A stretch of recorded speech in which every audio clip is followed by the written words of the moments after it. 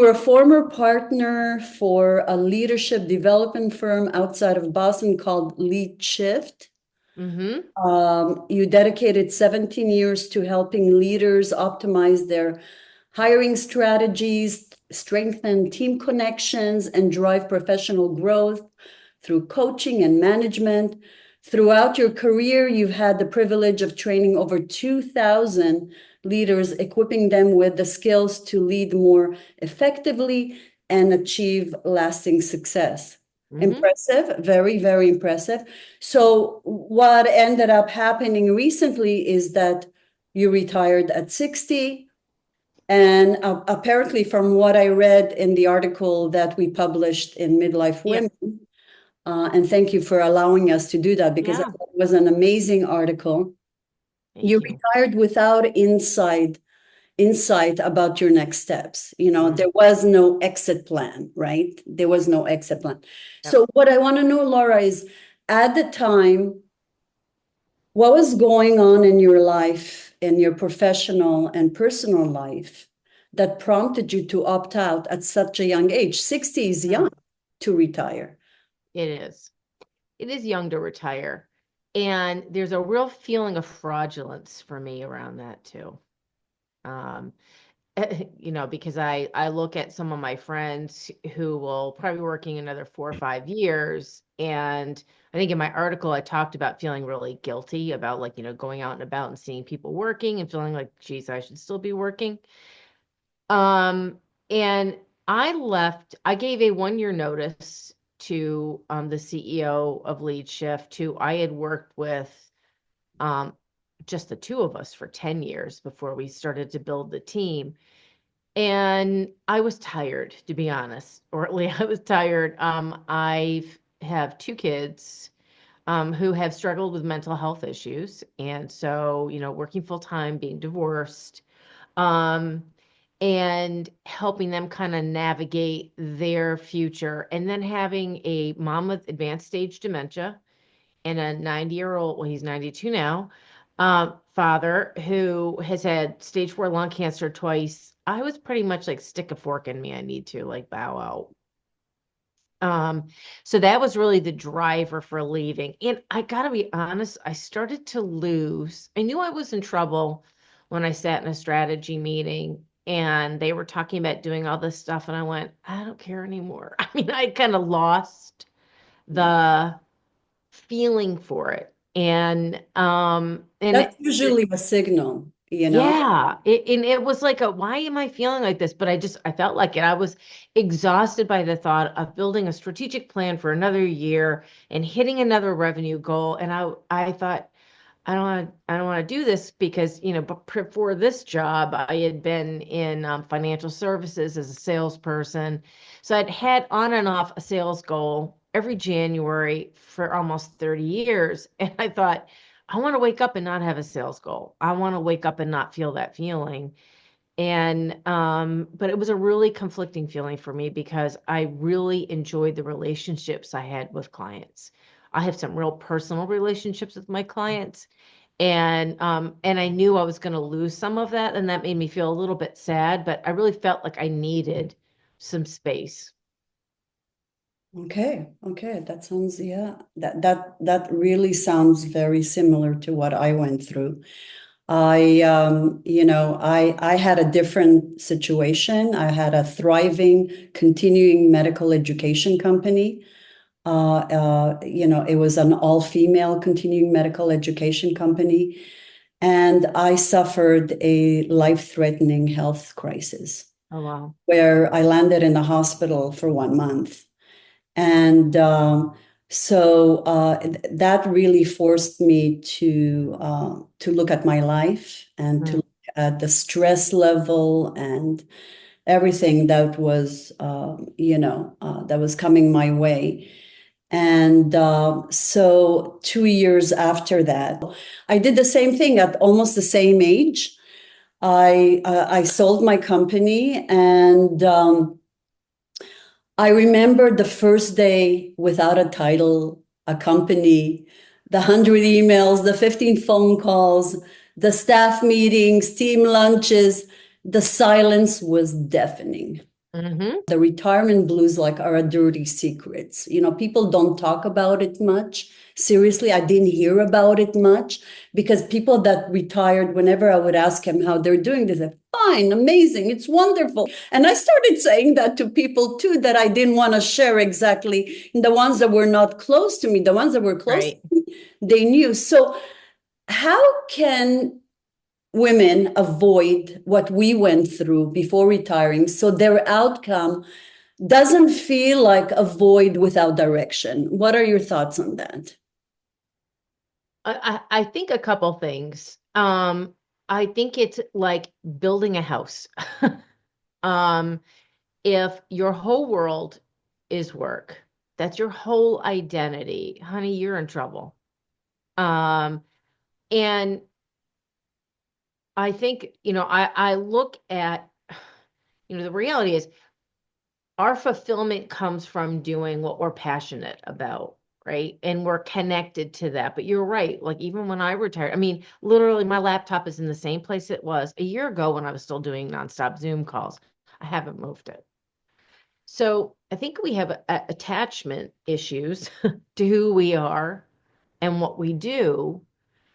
And I think if we're not in the background preparing for what will it feel like when this isn't who I am, that my identity is something very different. I'm not a mom, right?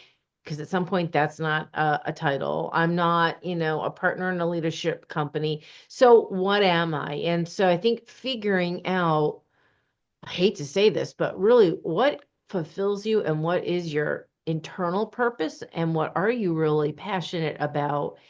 And I don't want to sound like Steve Jobs at the Stanford address there, but it really is important. And I think I look at, I play tennis, so that's great. And I garden, but I garden and then I'm a forever learner. So I started taking classes through Cornell horticulture to do garden design. And then I took a culinary herb course, right? And so I think I look at it as first, give yourself grace. You're going to have issues. Okay. You're going to go through No this matter up what your and down. situation, right? Absolutely, right? And you are going to be around people that aren't in the same place you are. They're going to be, wistful. They're going to wish they were where you are, right? Already retired and doing things or finding your next hustle, right? Um, but I think being prepared first off for what that's going to feel like, but also make sure that you're building some structure around what that's going to look like too, because you don't want to have a day of emptiness. Well, I say that my therapist would say it's okay not to have something for the day, Laura, but I'm always go go And go. that's something to get used to, right? I mean, It really is. It's you really can't, hard. the therapist can say whatever she wants. They can tell us whatever they want. It takes time to get used to the It day does. without nothing. Yep. But here it is, like almost a year for me. In like 10 days, it'll be a year.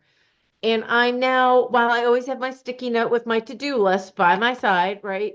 I also am getting better at saying, oh, I got a book. I'm a avid reader. I'm just going to read for an hour and a half. And that's okay.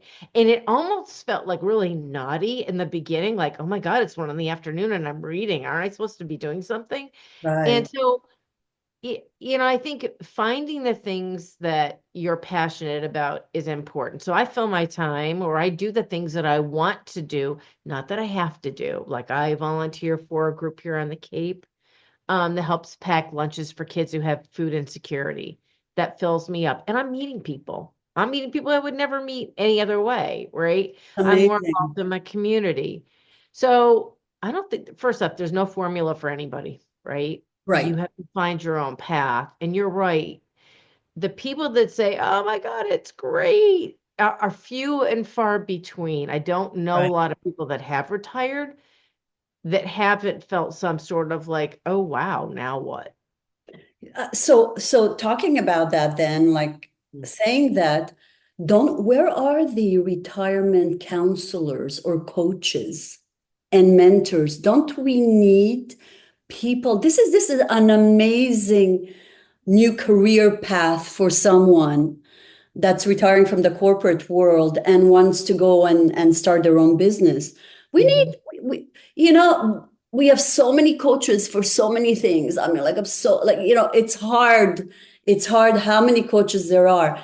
I would like to see coaches for 50 plus, and that includes retirement coaches that can help us exiting properly and making sure that we have everything lined up, and also helping us with support post retirement. Don't you agree? I do. And I would say here's the other thing too. I think you have to calm your ego a little bit too when you've retired, because when you've been at a certain maybe level, or if you accomplished certain things, or you're defined by something, your ego is now a little going, hey, how am I getting recognized now? Right? Before I was getting validation all the time in my work or by my boss or my team, whatever. Um, and I think as you get older as well, when you leave, whether it's you've left on your own or you've been exited out and you're a little older, like in your late 50s, early 60s, or even if you've decided to retire, I think complete retirement doesn't exist. I don't believe there is a large percentage of people that are just like, now I'm not working. Now I'm not doing anything that's traveling the world. I think there are some people that do that, but I think they come back to doing something, right? Something that connects them to community, to something that helps others, whatever it is. And I was coaching a woman in her early 60s. She was let go. She worked for a private bank. And she said, I'm never going to get a job because I'm too old. And I'm like, well, you're not going to get the job you had, most likely. It's just a reality. Yeah. Because a lot of retail banks are making space for a different way of banking. But how can you, so as a coach, how can you kind of repackage yourself and sell your story and be transparent and go, look, I'm 61. I know how old I am. You know how old I am. But this is what I can give you for a 5-year period. Incredible mentorship, which a lot of people don't want to do in leadership right now. They're not interested in being mentors. So I think it's figuring out how can you repackage yourself a little bit too, if you're looking to kind of continue to work or do something part-time.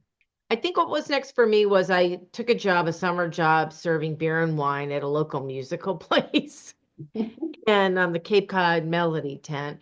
And and and I realized, no matter what your job, there's always like team dynamic stuff. But it was so funny because I would be pouring beer and, loading up the popcorn thing, and I would watch management run things. And the whole time I kept thinking, yeah, you don't say that to your employees. And this is what you should be doing. And maybe training should have been a little bit different. And operationally, I probably set it up this way. You cannot turn that brain off. Right. And so I thought, okay, there's still something in there. I'm not done yet. And so what can I do that but is within my control? And so I started my own consulting group in September called Hansei Consulting, which is Japanese for self-awareness. And I am now coaching 5 people. But what I'm doing is I'm doing it my way, my time, working with the people I want to work with, who I think really are invested in getting coaching, not doing it because their boss told them to. So I guess I haven't really retired. I mean, I'm not collecting a paycheck. I'm excited when I get a check that hits my checking account for a coaching gig. But yeah, I don't feel the same pressures. And so for me, I feel really good right now. Right, right. So it sounds to me like financially you're healthy, uh, and you don't See how need the market goes. to find out tomorrow. Every Oh day we yeah. wake up to find out if we're still financially healthy. I So for women that are, looking for work right now, and that are 50 plus, mm-hmm. um, obviously, at its core, ageism is discrimination based on age, and I'm hearing it all over, from women from 50 to 60 to even 70, with enormous skills, enormous experience, enormous background. These are women that, invested in their, education and invested in their career and can bring so much to companies. So you can see the ageism in the recruiting side more than with entrepreneurs, right? So you didn't have to go through that because you started your own company, your own consulting company. You're making a good point. I mean, I think the key thing, and you said it for, to advocate for yourself, right, is to be smart. And that means you need to stay updated. You have to stay relevant. You have to understand technologies. You have to kind of open up the aperture a little bit about what you're willing to do as well. And not when I meet people that are retiring, they're so like, well, I was in financial services. Boom. Okay.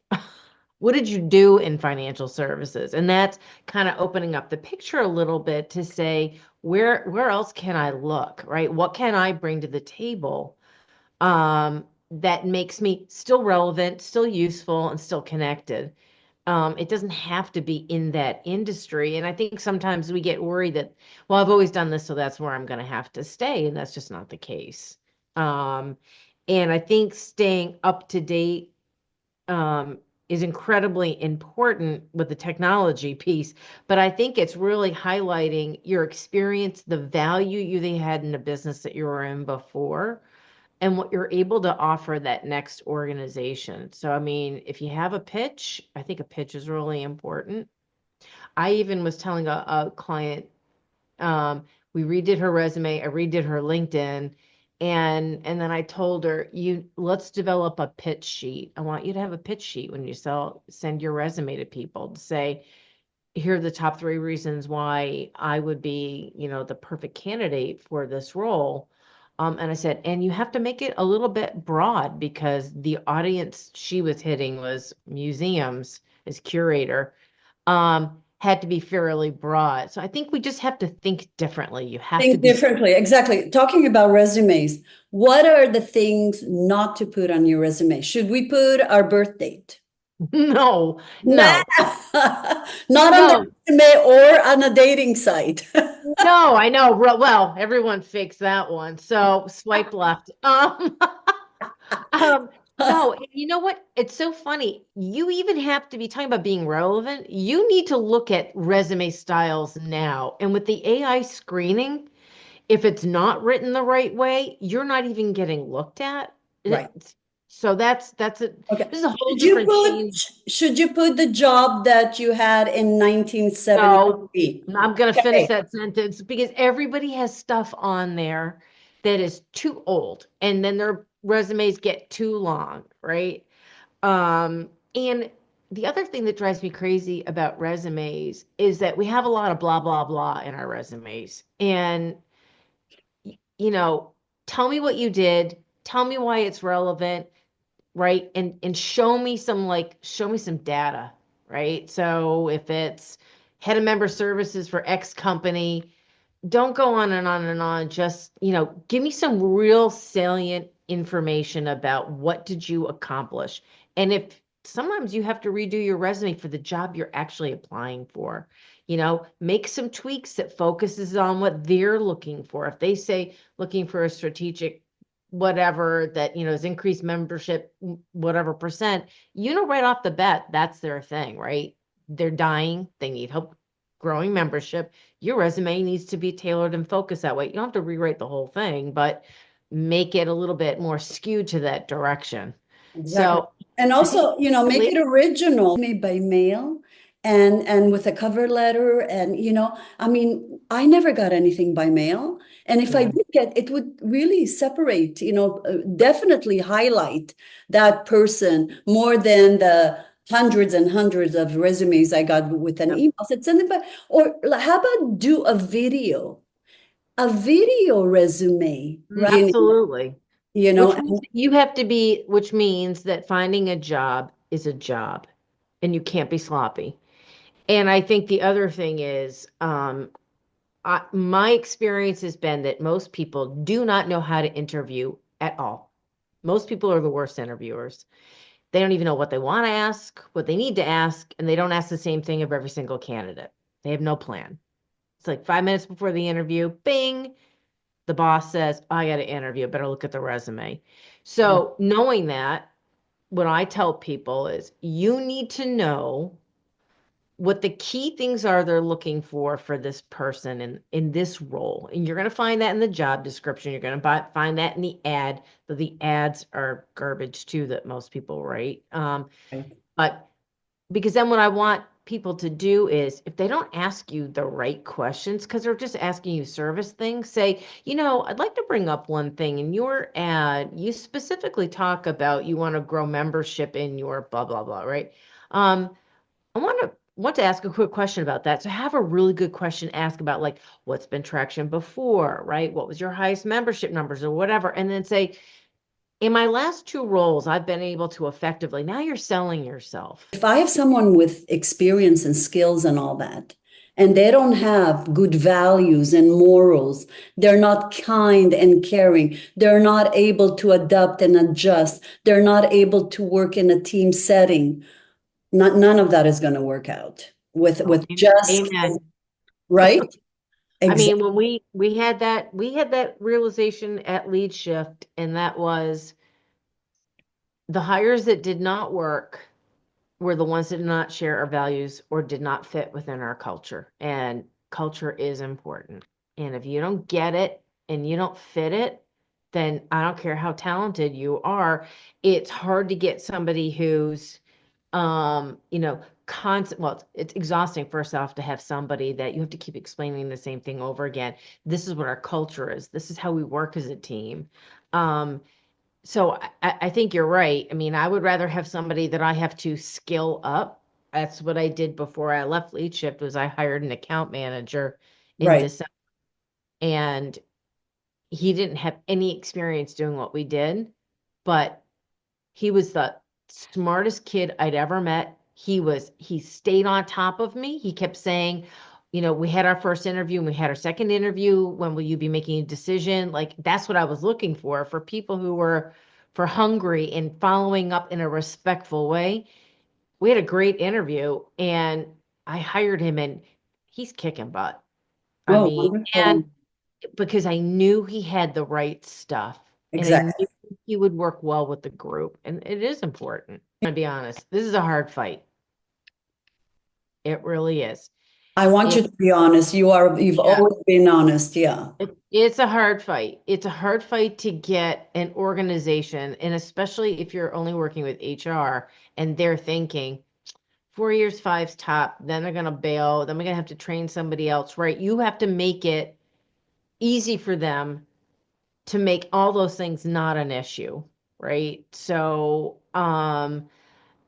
and I don't mean acquiescing and giving up an awful lot, but you will need to give up some things probably. Um, and that's just the reality. And that's why it's a hard, well, first off, I don't ever want to work in corporate America again. No freaking way.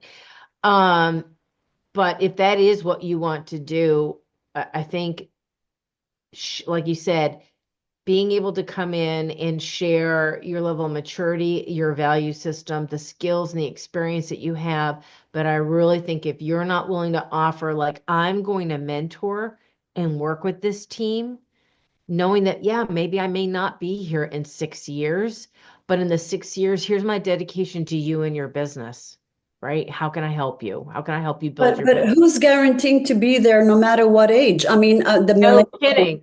yeah, exactly. They don't stay longer than 2 years in a job. Nope.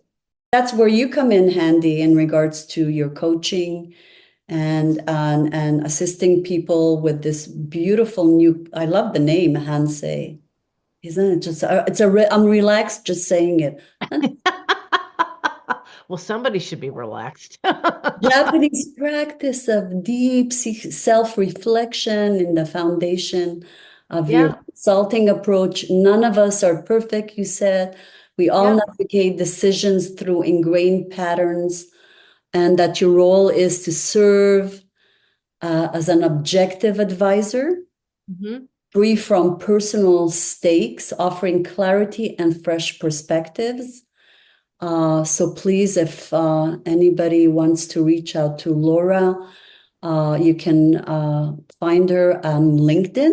Her email address is lauracaton325@outlook.com, or you can call her at 774-238-9351. Thank you so much, Laura. Thank Keep you, up Orly. the good work. This was amazing, very informative. I'm sure a lot of the women out there will find, good information here, and they can reach you for more. Yes, they can. They Okay. can. All Keep up right. the good work. Thank you, Laura. Thank Take you so care. much.